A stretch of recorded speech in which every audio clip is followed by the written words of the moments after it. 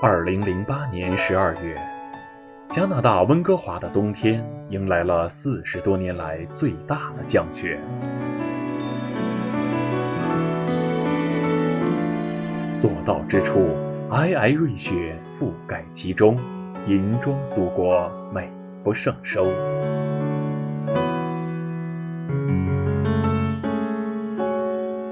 随着圣诞节和元旦的来临，瑞雪兆丰年的气息在这银白的世界里显得更加喜庆。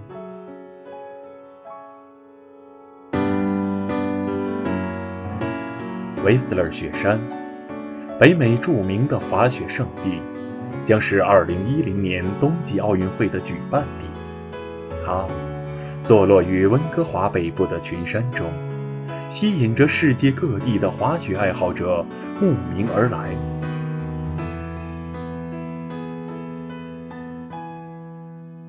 这里也曾留下金菩提上师滑雪的身影。Cypress 雪山也是2010年冬季奥运会举办地之一，距离市中心只有20分钟车程，更是金菩提上师喜爱的滑雪之地。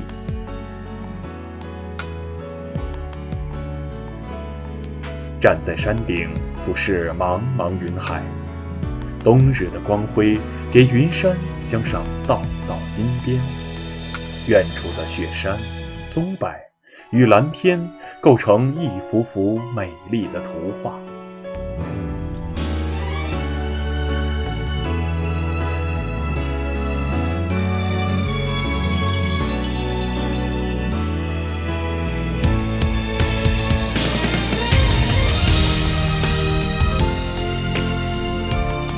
瑞雪兆丰年，温哥华菩提禅修中心的2级提高班上同样一派喜庆。刚刚风尘仆仆远道归来的金菩提上师未及休息，就和来自世界各地的学员欢聚一堂，谈法论道。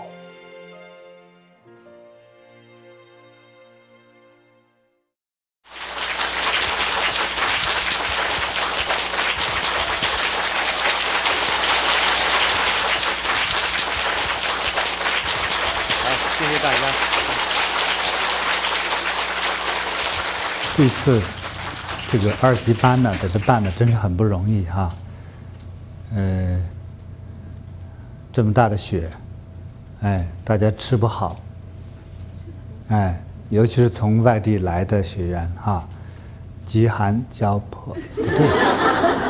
不是，我想不起什么恰当词，老师就告诉我这么多词，我就，天气这么冷，大家也没有空去买吃的，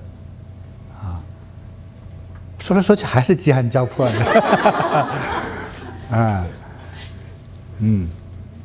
所以这个时候呢，有一种人高兴了，辟谷的人，看咱不用吃也不饿。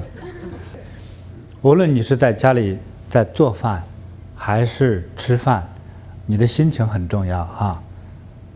你的心情就是说，能和每一粒这个米粒都能在对话你很快乐的啊，谢谢你让我吃了哈，好像这听起来挺惨的哈，但就是没办法，它就是饭呐，你不吃它，它都急得慌啊，赶快来吃我呀，对呀，那就是你要，也就是说有一种快乐的心我正常很快乐的、很感恩的吃，这样能营养我，能够带来健康和快乐。你增加了这个想法的时候，你吃进去就会对你有好处。为什么人生气的时候吃完饭就消化不了呢？就容易胃口不舒服呢？是不是啊？这个很多人都有这个经历，生完气吃完饭不容易消化，特别容易堵住。就是有那个情绪导致整个神经系统就开始和饭和一切进入到体内来的东西对抗。你说它没到肚子里这还好，到了肚子里面打起来了，想出不来了，这很麻烦所以用一个快乐的心来吃饭，这样就是好的。用快乐的心听音乐，这你能听得懂音乐，能够享用音乐。对了，用快乐的心去工作，工作就不太疲劳，而且很有创意。工作不疲劳又有创意，那就容易涨工资呗。那就容易多拿钱嘛。你一边工作一边赌气，就像说生着气吃饭一样，工作做不好，而且很容易被人炒掉，对不对？所以这个心情非常重要的，就是说我们懂得天下没有什么大不了的事，已经发生了的，你就是生气也好，着急也好，它都发生了，对不对？你说我觉得很可惜，很可惜也发生了。所以从这个道理上要这样理解，你越急，像一个武林高手从来没上过战场本来可以飞檐走壁，还有隔山吹牛的那个功夫结果一见敌人来了之后，慌了，两个腿直哆嗦，那就你的武功根本没有办法发挥，谁也不会认为你是一个武林高手，关键这个作用不会产生。所以我们的心情如果不是在一个喜悦的一个放松的状况下，那你的理性就很难发挥出来所以你的很大方很自然的很幸福的一种心态来吃饭的时候在我的意识之中这个饭就有了生命这个饭就有了生命，它不是一颗米了，而是一个小苗苗它一种生命的感觉就产生了。那你吃完这个饭，你的身体你的接受的系统都是喜悦的、开放的不但能消化了，而且正确的营养的部分都能被你吸收到光正常饮食之中的营养吸收了之后，其实就是对我们身体一个最好的治疗。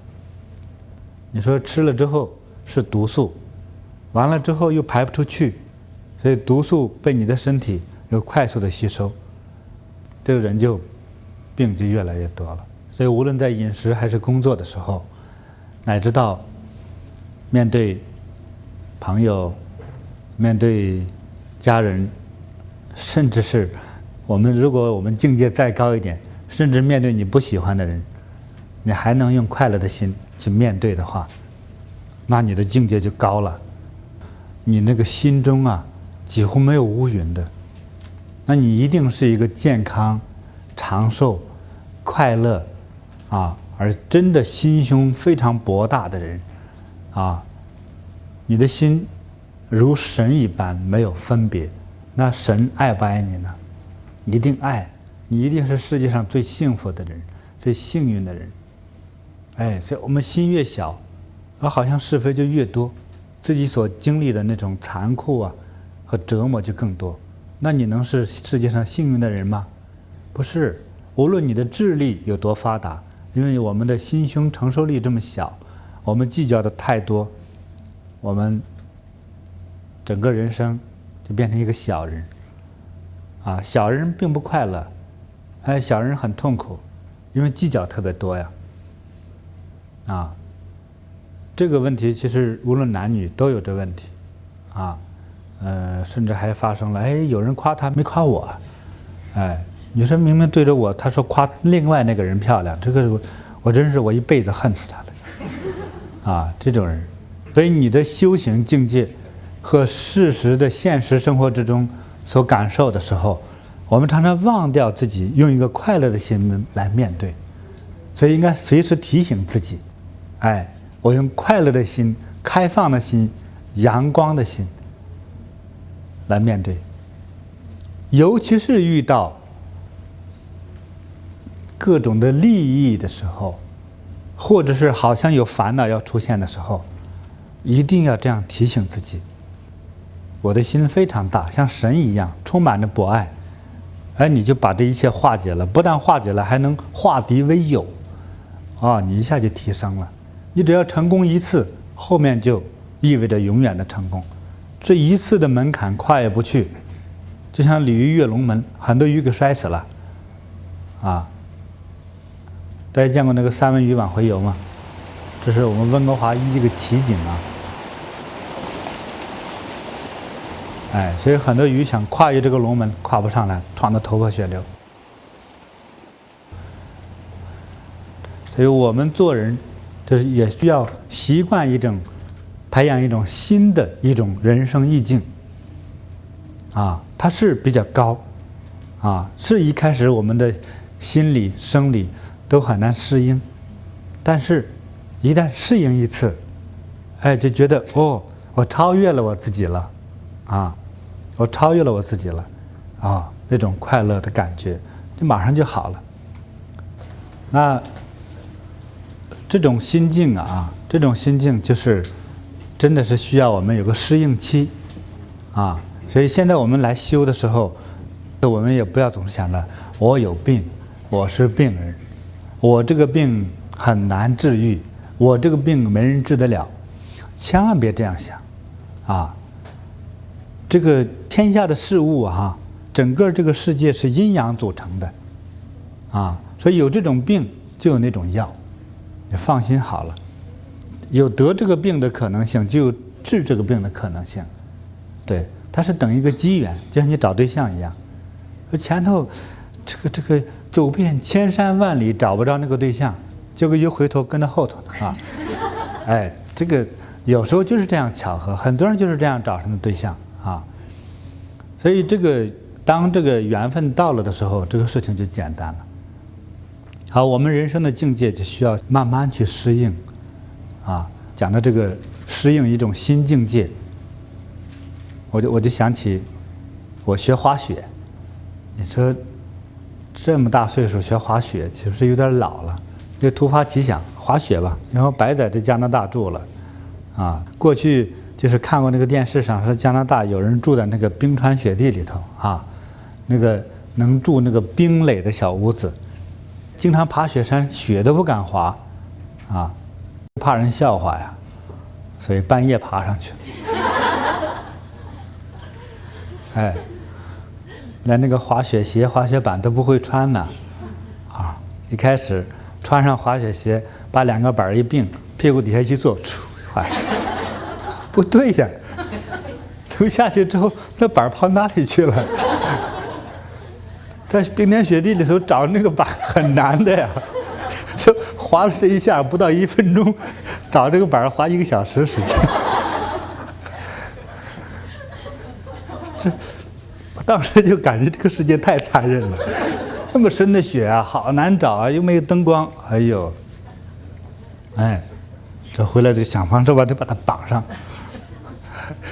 就是把衣服撕开一条，这么绑呢。哎，有个老外打手电过来，哎，问我干嘛了？我说这个滑雪这个绑，说绑过来，咔一踩，哎，这个板就安上了。你早来啊！你这个让衣服都撕了一条，你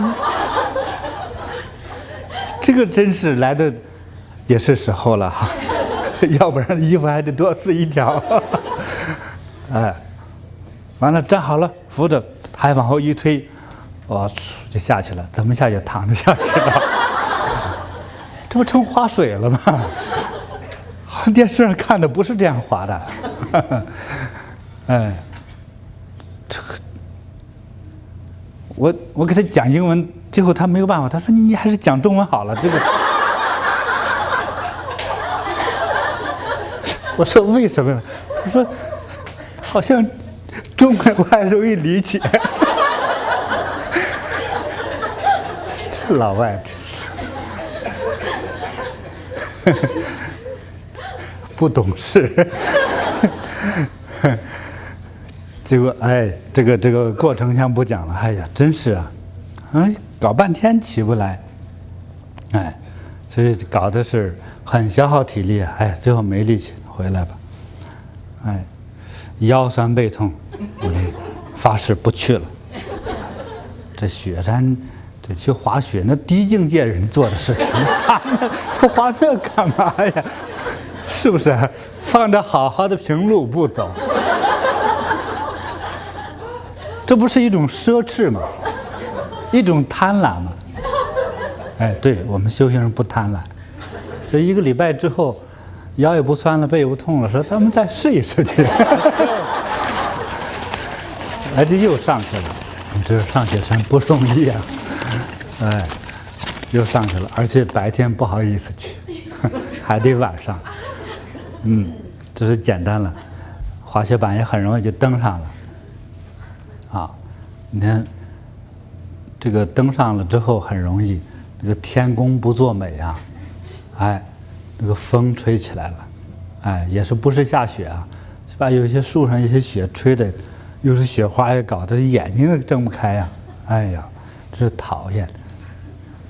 想方设法站起来，哎，这次总结的，看电视上有人背着手滑，哎，我就背着。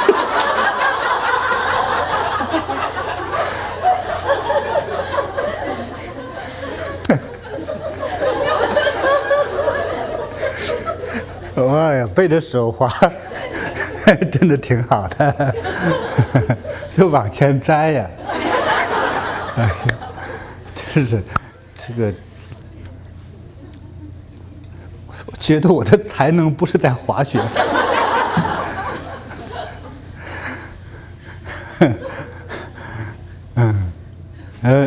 和那老外还有缘。哎，我这算是滑了一会儿吧，一直没站起来，又来了，又是你啊！这怎么冤家路窄啊？这个，啊，上次给我帮我就安上鞋了，就原谅你一次，啊，而这怎么站起来？很容易给我扶起来，啊，那怎么滑呀？其实大胆往下出溜就可以了，啊。哎呀，真是这个感觉好苦啊，好苦！这个那么容易往下出溜啊，那么陡啊，这些刹不住车的话，喂了狼都不知道啊。冲下去底下大森林啊，什么都没有啊。何况那个地方也不是我们展现身手的地方，也是哈。哎，这个老外气的也没有办法，他说你没有胆量就放弃吧。这些是给有一点胆量的，啊，那我也这个时候要耐着性子呀，啊，人在屋檐下，说话要柔软一点。说，哎，那什么样的人适合滑雪呢？他说，这样讲吧，他说，我妹妹呢有点 stupid， 我妹妹有点缺心眼儿，她都能滑。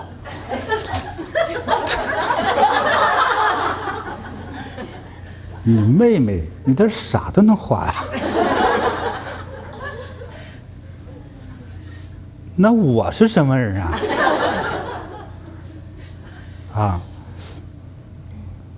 这我就心里心惊胆战的哆嗦着站起来，想我是神了。我一想，我赶快就往下滑，啊，我怕他推我。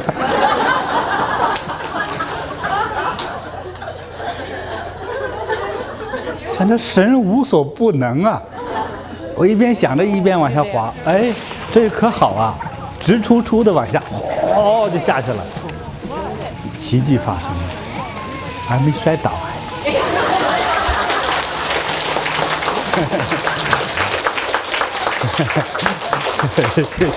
谢谢大家鼓励哈，你早点鼓励多好，已经差了好几年了。哎，但是呢。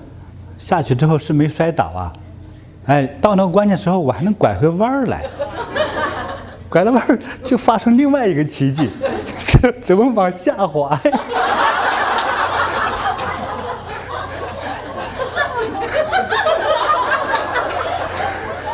就是到了停止的地方我就拐个弯来，应该停住就好，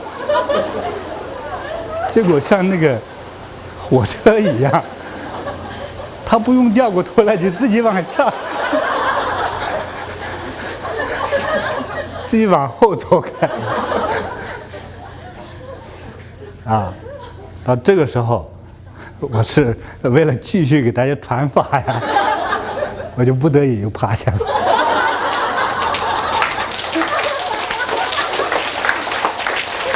不好意思啊，很惭愧。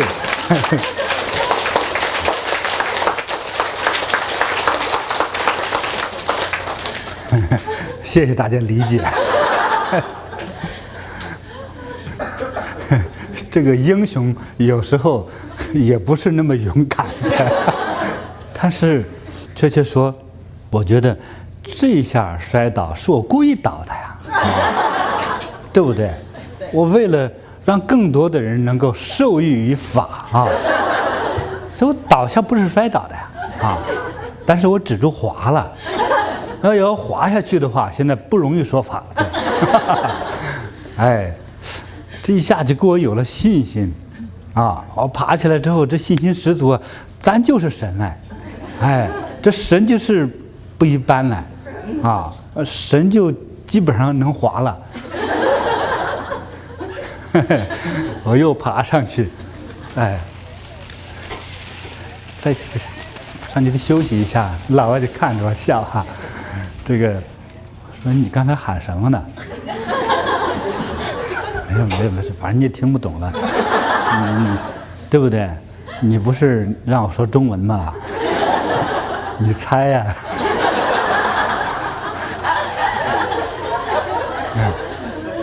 这老外说 I know， 他说我知道了，知道啥呀？傻乎乎的，啊！其实我在想，再滑吧，心里还有点哆嗦哈。他说哎，再来一次。这老外倒上劲儿了，再来一次，刚才不错，再来一次。再来就再来，哆嗦的又站起来。别推我啊！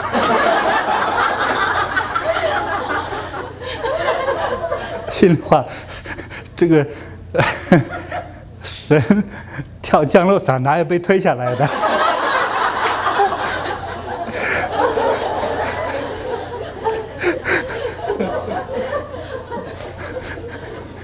真是给自己打了打气之后，就是你默念我是神，没有我做不到的。那么多的苦饭我都吃过，是不是啊？那么难带的徒弟我都修理过，我还在乎你啊？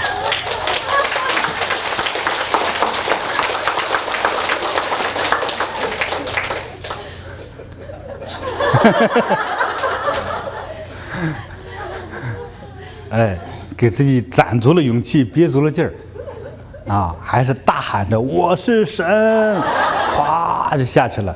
这老外站起来看，哎，为什么我还是故意回头看看？哎，看滑到哪一段了哈，心里直害怕，什么时候开始刹车，要不又滑下去了？哎，我就使着劲儿往右偏，右边呢就是有个平坦的地方了啊。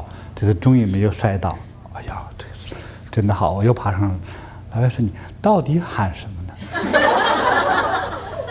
我就告诉他：“我是神。”哦，那是我妹妹是吧？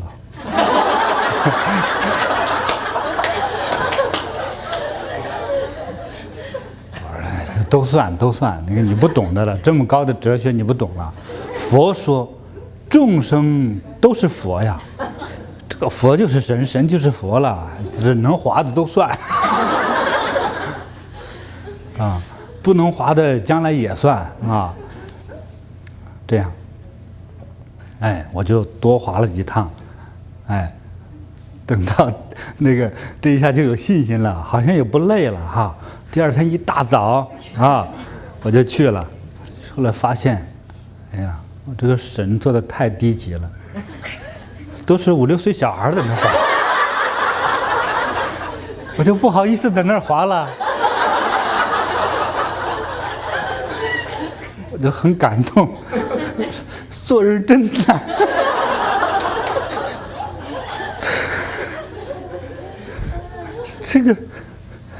这么大小孩滑的像鸟飞一样，这上天太不公平了。这我这么大岁数，算了，只有拎着板儿，到都是年轻人滑的地方，我就下去走了一圈，太陡了。走没关系啊，这个本师傅修的也不在乎什么丢不丢人，就是走那一圈雪路太累了啊，也是爬那个大坡。但是走一圈也给我信心，就知道好像不至于太玩命哈。走上来之后，到底滑不滑呀？上了这一趟，只是滑雪板好几百块钱都，这再试一试吧，啊，大不了躺着下去。一穿想好了之后，我是神人把上一躺，哗就下去了。这也好，这到的地方软绵绵都不用站起来，一个拦截网。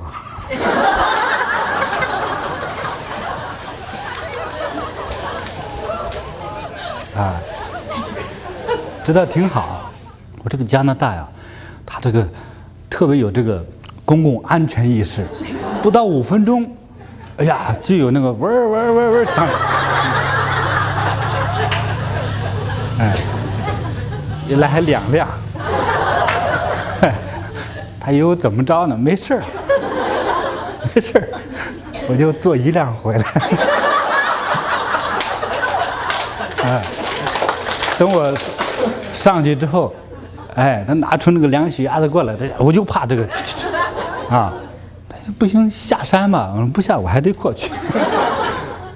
啊，这次不躺着蹲着，啊，也这次没到那个拦截网那里去啊。反正是打了好几个滚啊，有些地方实在太陡了啊，实在太陡了啊。那我看看有很多人摔得比我惨了，啊，我这个还不算啥啊，喝出来，那心一横，这个来去空空嘛。想想，这个世界上100年之前不是也没有我吗？100年之后也没有我，不就是早点晚点的事情？心里突然就亮堂了，反正就没有什么恐惧感了。谁不走啊？最后，啊，做英雄也是走，做狗熊也是走。哎，他们这么多人不知道是英雄还是狗熊，都在那滑，我还怕什么？啊，就喝出来了。啊，反正连滚带爬，几次也就基本上没有事儿。啊，偶尔也会摔，也没有事情。啊，这。到目前还基本上是完整的啊，也就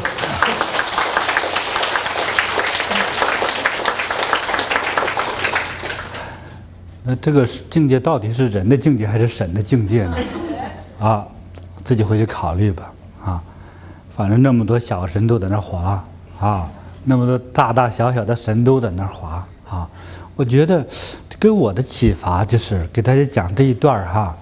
不在于讲笑话，而是你适应了一个虽然是很难以跨越的一个境界，它需要有一个适应的过程。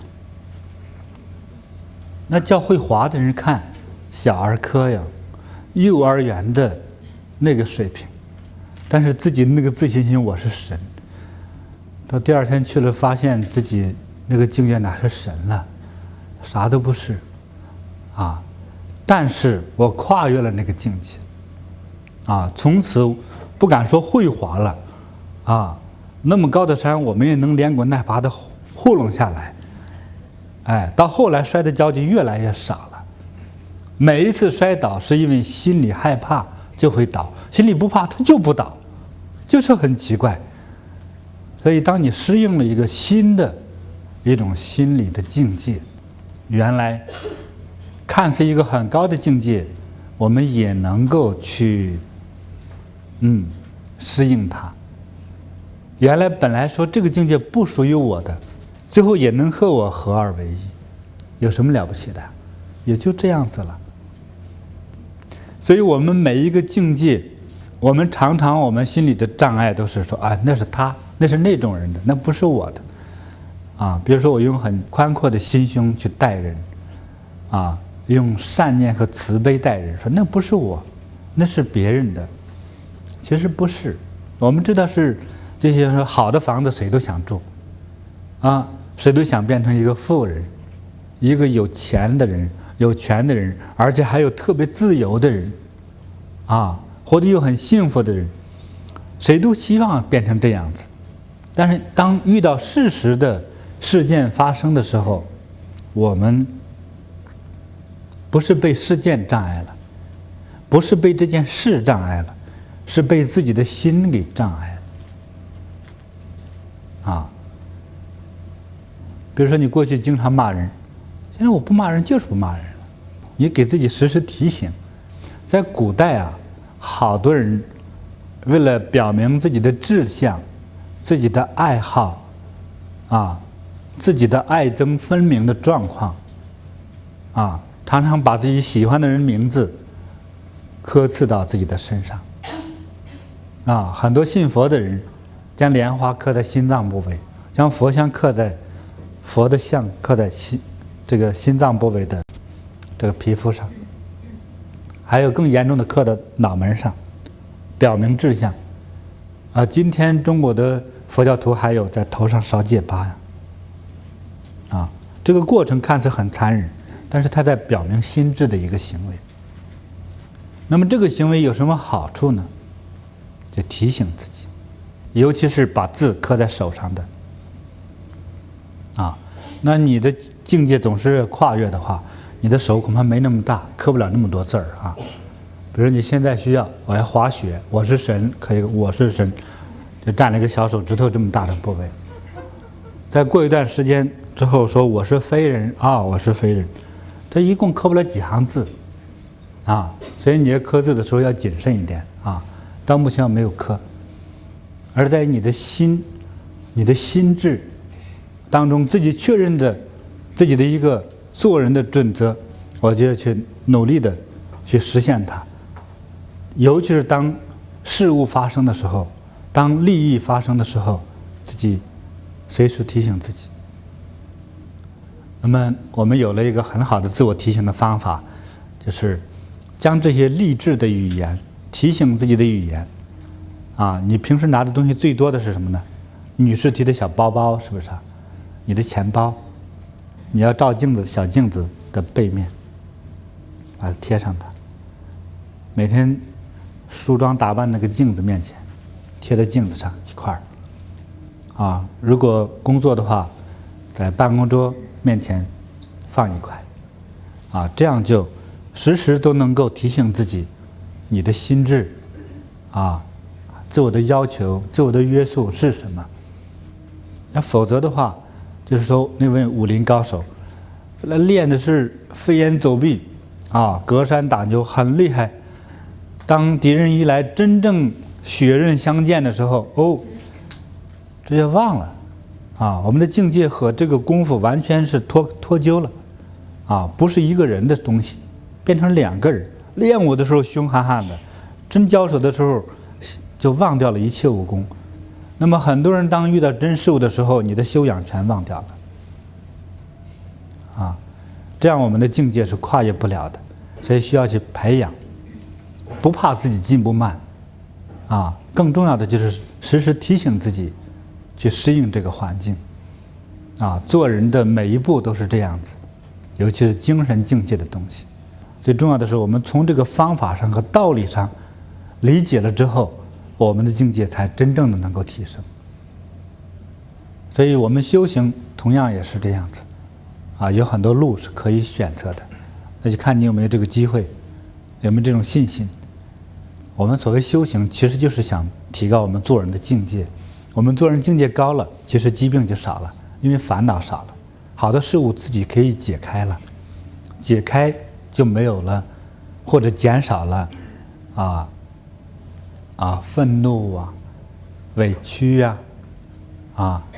这个甚至是忧郁还有恐惧、傲慢就等等人类本身谁都可能会具有的这些弱点，叫做什么心理弱点。所以能够得到这样智慧的理解人生智慧的人生境界的人总是极少数。